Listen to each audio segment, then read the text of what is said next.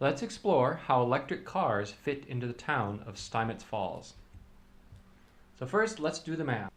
Let's assume it's noon in the middle of the summer. Our solar panels are capable of outputting 30 megawatts of power. We'll call that the sources.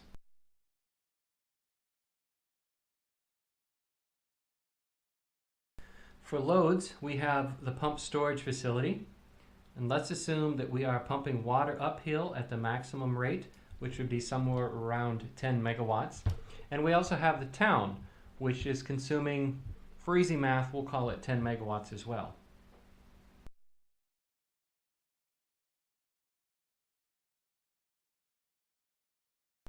Now, if you compare the columns, you'll find out that we have a 10 megawatt surplus.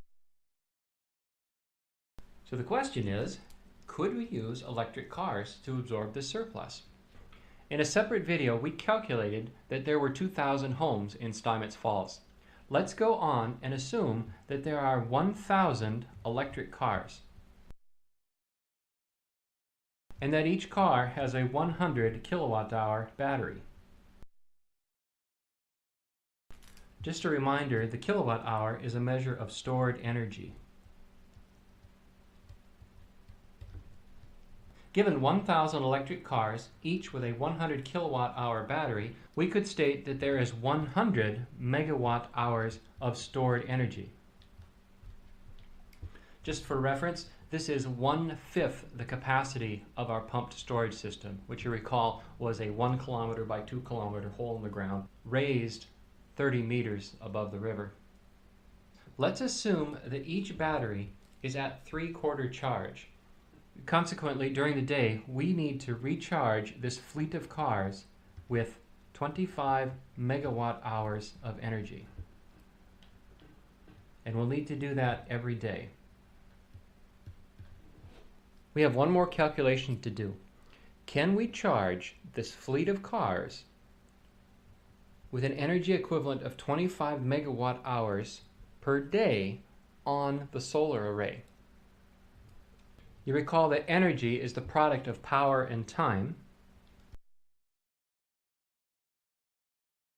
Our fleet requires 25 megawatt hours of energy. Power is what we're looking for.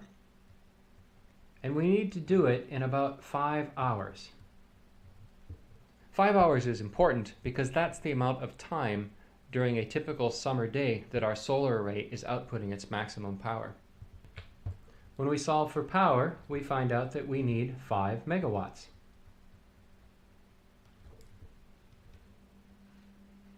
This is good news because it tells us that our fleet of electric cars will consume 5 megawatts of power. And we had a 10 megawatt surplus. So yes, we can indeed charge all of these cars in the summer and we'll still have 5 megawatts of surplus. But what happens in the wintertime? Turns out things aren't so good in the winter.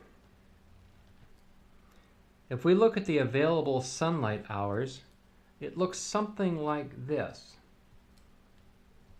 You have the months of the year.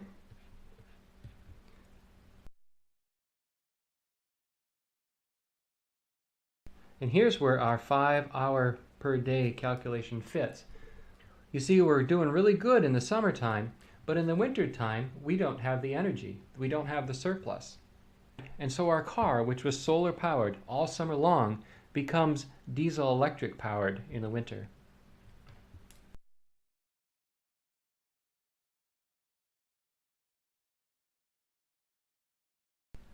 So here we have our diesel engine, which is turning a shaft, which is turning a generator, which is connected to the power grid, which at your home is now connected to a battery charger, which is finally connected to your car. So now we see our diesel electric engine is turning a shaft, which spins the generator. So we've converted chemical energy to mechanical energy. Now it's mechanical to electrical. The electrical energy flows into the power grid. The power grid at your home is connected to a battery charger, which converts alternating current to direct current, and direct current is then used to charge your car battery. It's a long process, and we lose a little bit of energy each step along the way. That beautiful electric car with no emissions in the summertime gets this really long tailpipe that extends all the way back to this diesel engine in the wintertime. If only there was a way we could store more energy.